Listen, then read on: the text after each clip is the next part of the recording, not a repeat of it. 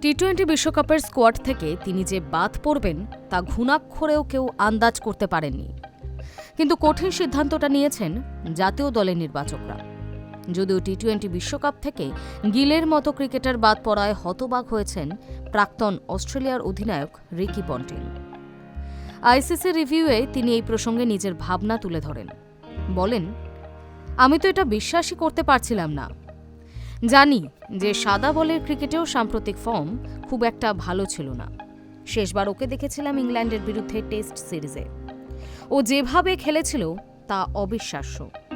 ওখানে এত ভালো ব্যাটিং আর কাউকে করতে দেখিনি। তবে ভারতীয় দলের গভীরতার কথাও স্বীকার করে নিয়েছেন বিশ্বকাপ জয়ী অজি তারকা। পন্টিংয়ের সংযোজন, গিলের মতো এত ভালো মানের খেলোয়াড়কে বাদ রেখেই দল ঘোষণা হয়েছে। সুতরাং বোঝাই যাচ্ছে ভারতীয় দলের গভীরতা কতটা। ওদের দলে মানসম্পন্ন খেলোয়াড়রা না থাকলে এমন সিদ্ধান্ত নেওয়া যেত না। উল্লেখ্য, এশিয়া কাপের সময় টি-20 দলে ফিরে আসার পর থেকে 15 ইনিংসে মাত্র 291 রান করেছিলেন গিল। গড় 24.25।